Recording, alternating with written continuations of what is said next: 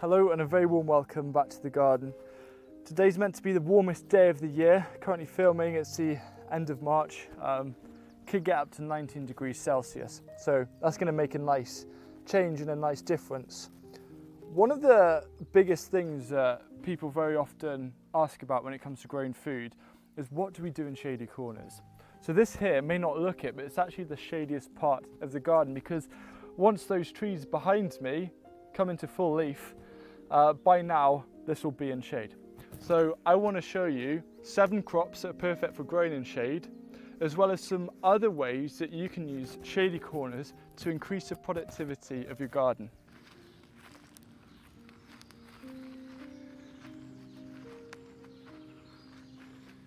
In front of me here, I've got the main shady area of the garden. A lot of it is almost in direct shade, like these red currants here, which we still get harvest from. And that's one of the most important things that I want you to get from this video. I think you should take all the advice regarding growing food in shade with a pinch of salt. If you look online, you kind of get this perception that there's only a very limited range of crops, which usually ends up being leafy greens, that you can grow in partial shade and nothing should be grown in full shade. Now, my experience is I get really good crops in some surprising things in kind of full or partial shade. So I get amazing Jerusalem artichoke harvests in this bed. Even here, you can see in the footage, I'm actually directly above sycamore trees. Now they block out a lot of light, still getting harvest.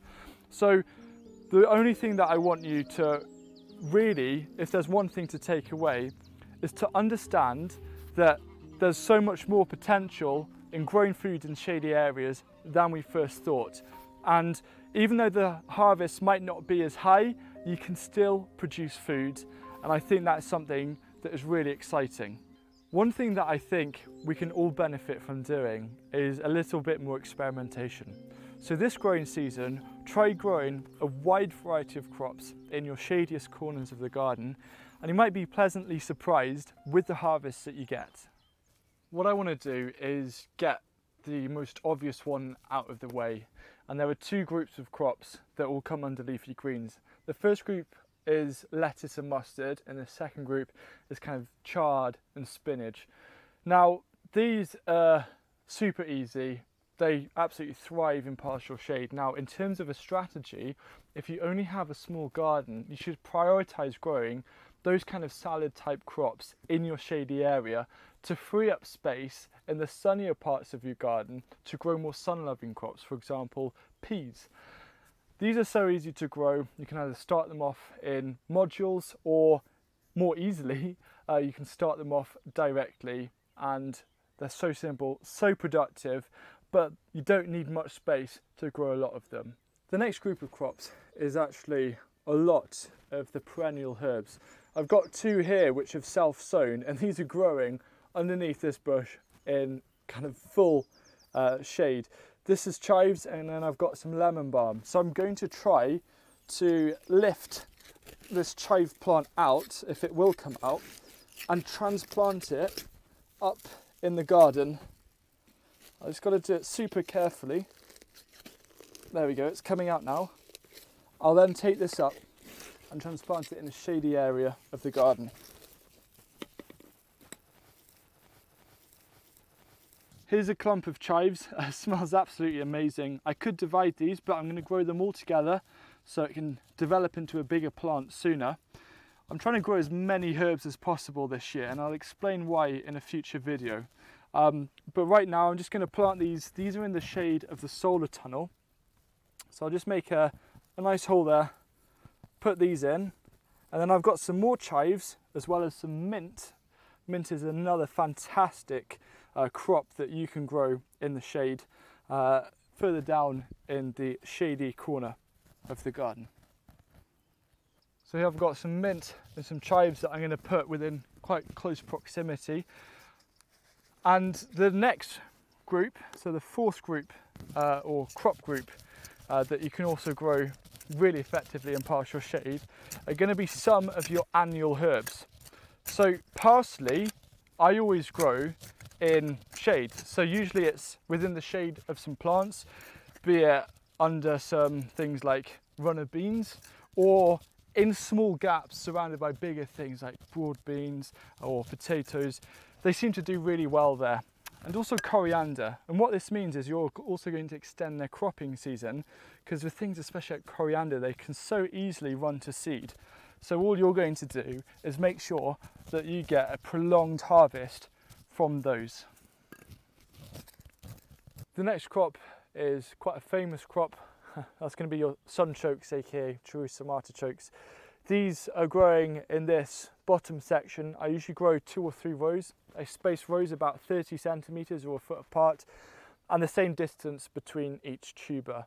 The only way I can properly grow this is if I actually use a fork and go through all the soil and then give it a really deep mulch every single year, because you can easily miss out these tubers. They're sprouting now, but they basically look like clumps of soil.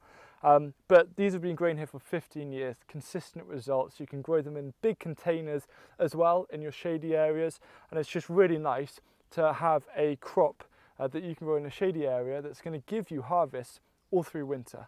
Another crop is rhubarb. I'm actually going to show you this patch rather than the same patch twice. And look at this, absolutely amazing. These rhubarb were actually grown from seed, so you can start rhubarb from seed, and they just take a bit more time to develop, but they taste absolutely amazing, a brilliant crop during the Hungry Gap, and they work really well in shade. In fact, shade is almost a way of forcing rhubarb, and they still grow amazingly. The rhubarb patch up in the main garden has been going for a good 15 years. Now, if you want to try something different in a shady area, I recommend actually growing broad beans and peas for shoots. Not for the pods, but for the shoots. They're so easy, you can grow them really close together. They work really well in shady areas, and it means that you have a different kind of harvest. So it's always nice to have a diversity of different types of things that you can chuck into salads, use as sides, chuck into main meals, and broad bean and pea shoots really work well for that purpose. There are 3 other things that you can do with your shady areas which are particularly suited if you have a smaller space to grow. The first thing is probably the most important, and that's a place to produce compost. The other side of the trellis is south facing, so when everything leaves up, this actually becomes quite shady. So this is a fantastic area to put your compost bins, because it's not prime crop growing conditions. So what you can do instead is grow and produce amendments that you can place onto your soil to make your soil healthier. Another use for shady areas is, especially if you have a roof or a collection point for rainwater or any other kind of water, then is a perfect place to put in water storage. The great thing about shady areas is that it keeps it cool. It's quite a warm day today, but I'm feeling this barrel. It's so cool. It is really nice, and it maintains the quality of the water. Another fantastic use of shade is if you have the space and the interest, you may want to highly consider keeping some poultry in your garden. So things like chickens, ducks, quail, they are brilliant to have. Not only are they going to be a fun companion as you're growing, they also help close the nutrient cycle, because as Adam from Adam and Arth suggests, and I honestly believe this as well, chickens are just the best composters. So by having that closed nutrient cycle within your garden, you're making your garden more sustainable and resilient as a result. So those are just some simple ideas and also some crops that you can use and grow to really make the most of your shaded areas. I really hope you found this interesting, and if you have any questions, don't hesitate to ask them down below in the comments. And I look forward to seeing you again soon next week.